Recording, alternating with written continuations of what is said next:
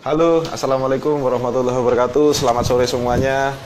Sore ini saya ingin berbagi pada Anda tentang mengapa saya tidak menggunakan modal yang besar dalam usaha, nggak pakai bank, nggak pakai investor, bahkan uang sendiri pun tidak keluar dalam jumlah yang besar. Nah, maksudnya di sini berapa sih skala besar atau kecilnya? Ya, kalau di dunia usaha ya, modal di bawah 5 juta kalau menurut saya itu kecil ya. Bahkan murid-murid saya ada yang modalnya cuma 50.000, ada yang modal 300.000, ada yang 1 juta, ada yang 2 juta.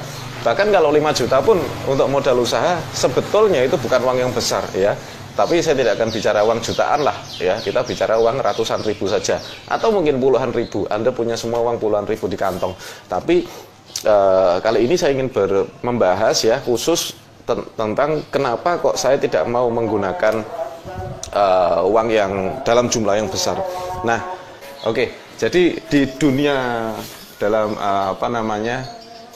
keuangan ya, saya cuman melihat ada minus sama plus ya.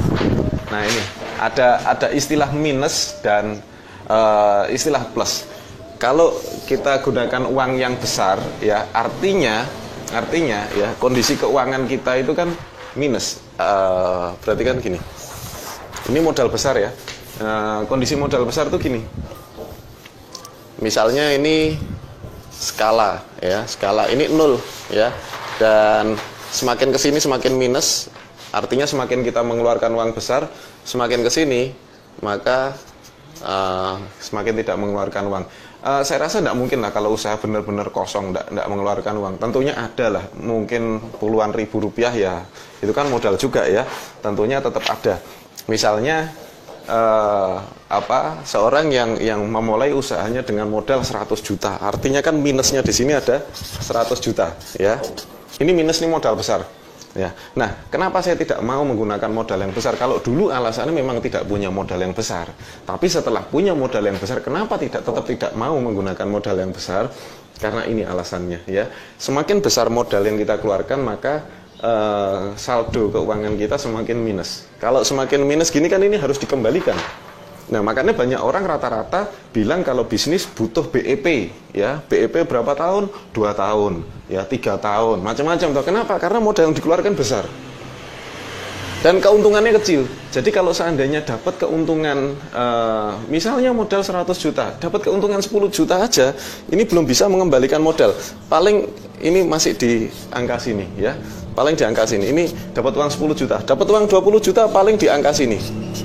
Ya, masih ada minus gitu ya, sehingga butuh sekitar mungkin 1 tahun 2 tahun supaya dia baru 0 ini kan BEP ya. Nah, kenapa saya tidak menggunakan modal yang besar? Ini contoh, kalau tidak menggunakan modal yang besar ya, kalau saya bikin skala seperti ini misalnya, ini 0, misalnya kita cuman keluar duit, katakanlah di sini cuman keluar duit 1 juta ya. Nah, jadi ketika Anda dapat untung, tidak banyak sih untungnya ya, 500.000, itu sudah bisa mengembalikan separuh dari modal Anda. Bulan pertama, bulan kedua misalnya Anda dapat keuntungan 1,5 juta, ini sudah di sini gitu. Anda sudah masuk di area surplus. Gitu loh, ya. Dan Oke, ini mending mana? Ini minusnya masih 90 juta selama mungkin beberapa bulan. Ini Anda sudah surplus gitu. Jadi sebetulnya dalam bisnis yang saya kejar itu bukan wahnya, bukan hebatnya, tetapi surplusnya. Nah, ketika sudah surplus, maka kita bisa kelola ya, surplus ini kita bisa kelola surplusnya ke dalam bentuk yang lebih solid lagi. Kalau saya ini saya jadikan emas batangan ya, emas batangan atau properti. Nah, jadi sesegera mungkin dapat surplus sehingga bisa ditumbuhkan ke dalam bentuk yang lebih solid, yang lebih yang tidak terlalu dinamis ya. Kalau uang di rekening kan dinamis, bisa menyusut, bisa besar ya. Kalau kita tidak kontrol, tergantung sekali dengan emosional. Tapi kalau dalam bentuk yang lebih baik seperti ini ya, solid, Artinya semakin sulit kita mencairkannya, ya, semakin sulit kita mencairkannya, maka saldo kita sebetulnya bertambah. Nah, ini adalah alasan utama kenapa kok saya tidak mau menggunakan modal yang besar. Nah, bagaimana supaya bisnis kita modalnya tidak besar? Tentunya ada caranya. Nah, ini saya bocorkan ya, bagaimana sih sebetulnya modal yang besar itu jadi kecil gitu ya. Nah, jadi yang pertama kita harus memilih area bisnisnya. Kita harus memilih area bisnisnya. Anda tahu peluang usaha itu ada berapa di sekitar kita? Banyak sekali, mungkin tidak terhitung ya, banyak sekali. Kalau kita melihat dan kita tidak menentukan harus untung sekian ya, ada banyak sekali. Tapi yang jadi masalah adalah pikiran kita sudah terbatas dulu. Pikiran terutama teman-teman yang sekarang sedang berjuang untuk melunasi hutangnya. Ya, jadi skala bisnisnya adalah skala kebutuhan uangnya. Punya hutang 200 juta, berarti pikirannya kan bisnis apa ya yang bisa menghasilkan 200 juta? Tidak akan ketemu. Kenapa? Karena areanya sempit.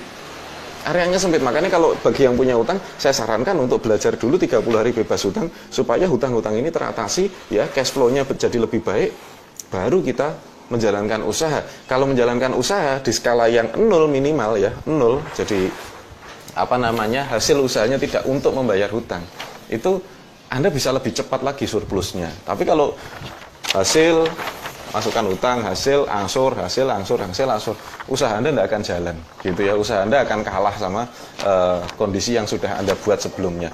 Nah, sekarang ini tips ya. Caranya adalah pertama dengan memilih bidang usahanya dulu. Jadi kalau bidang usaha itu gini, ya, kalau boleh saya gambarkan ya, gini. Nah, seperti ini. Ini sebagian ini adalah usaha yang ya skalanya mungkin miliaran, ya, mungkin skalanya miliaran. Yang di sini areanya bisnis yang skalanya adalah ratusan juta, ya, skalanya ratusan juta. Yang di sini mungkin bisnis yang skalanya puluhan juta. Yang di sini bisnis yang skalanya jutaan. Jadi memilih bidang usaha, semakin kecil ya, semakin kecil skala bisnis Anda, maka akan semakin banyak peluangnya. Ya, semakin banyak peluangnya. Jadi pikiran pikiran duit gede dihilangkan dulu. Anda punya utang 3 miliar, Anda cari bisnis yang skalanya 3 miliar. Bisnis itu sangat terbatas sekali. Sedikit sekali. Ya. Anda butuh bisnis yang ratusan juta, langsung jeglek seketika, hampir nggak ada, gitu ya, susah sekali carinya. Tapi kalau Anda milih bisnis yang skalanya cuma jutaan rupiah, ya, 1 juta, 2 juta, banyak sekali. Lebih banyak lagi bisnis yang skalanya adalah recehan, ya, puluhan ribu. Ini banyak sekali bidangnya ya. Kita jualin barang orang aja dapat puluhan ribu, dan barang orang itu banyak sekali. Nah, tapi saya nggak akan bicara di sini. Kita akan bicara di sini. Yang skalanya adalah jutaan sampai puluhan juta. Untuk Anda rintis, Anda bisa melipatkan menjadi ratusan juta rupiah. Tapi ingat, modalnya adalah modal yang kecil. Pertama, pilih dulu bidang bisnisnya, ya, bisnisnya yang skalanya kecil dulu, bukan bisnis yang skalanya besar. Yang kedua, kita akan menghemat pengeluaran di awal. Apa yang bisa dihemat? Ya, kalau menurut Philip Kotler, ya, bisnis itu kan ada 4P, product, place, promotion, apalagi ya, ada 4P pokoknya itu ya. Di era sekarang, di era digital, tidak harus ada 4P. Satu, ya, place ini akan memakan cost yang sangat besar, ya. Anda sewa tempat untuk usaha toko misalnya, ya, di lokasi-lokasi strategis, minimal Anda keluar 1 tahun 20 juta, minim ya, 20 juta itu mungkin di kota kecil. Kalau kota besar mungkin bisa 50 juta, ada yang 70 juta, ada yang bahkan 1 tahun 100 juta. Itu untuk place saja.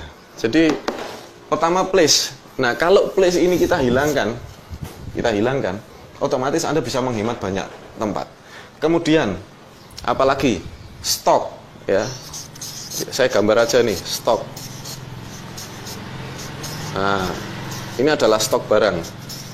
Banyak orang mulai bisnis, dia langsung membeli barang dalam jumlah yang gede. Ya, ini juga akan memakan modal yang besar sekali. Jadi bisnis saya, satu, tanpa place, yang kedua tanpa stok. Ya, terus gimana? Terus di awal apalagi? Di awal apalagi? Formalitas, legalitas, dan lain sebagainya. Itu Anda sediakan di awal, tentu Anda akan membuang uang banyak sekali. Ya, kalau semuanya Anda sediakan di awal. Nah, tentunya hal-hal yang semacam ini itu tidak kita sediakan di awal, tetapi akan kita sediakan, ya, kita akan sediakan yang nanti kalau skala bisnisnya ini sudah mencapai angka 50 sampai 100 juta. Maksudnya Anda sudah dapatkan profit antara 50 sampai 100 juta, barulah kita bikin place-nya, barulah kita lengkapi semuanya. Tetapi awal tidak seperti itu. Nah, terus model bisnisnya yang seperti apa, Mas? Apa yang harus kita siapkan pertama kali? Yang ini banyak sekali orang sudah mempersiapkan place, sudah mempersiapkan produknya, ya, apalagi sudah mempersiapkan dia bayar iklan dan sebagainya, ya, tetapi tidak kunjung modalnya kembali. Nah, kalau saya terbalik, kalau saya pertama kali yang saya sediakan bukan ini semua, yang saya sediakan adalah ini gambar orang, ya, yang saya sediakan adalah market.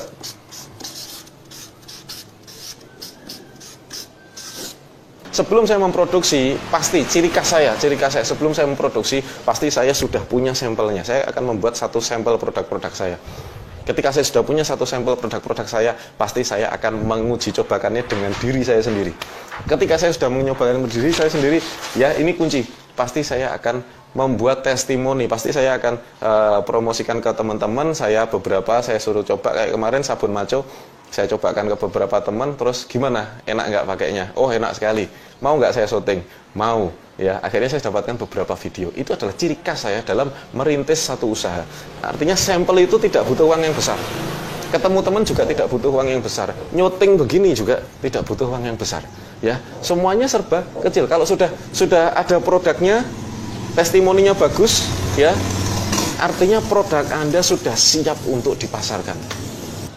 Di dunia online itu, yang omsetnya miliaran tuh bisnis apa aja yang bisa dimulai dengan uang yang kecil, ya, putaran uangnya gede banget. Semoga hari ini bisa bermanfaat untuk Anda, dan nanti saya akan jelaskan kok saya mempersiapkan market itu seperti apa. Selain saya formulator, saya juga marketer. Jadi saya hanya mendesain produk yang disukai oleh market atau yang dibutuhkan oleh market dalam kondisi yang spesifik. Sehingga apa? Market yang spesifik itu akan mudah kita kelola.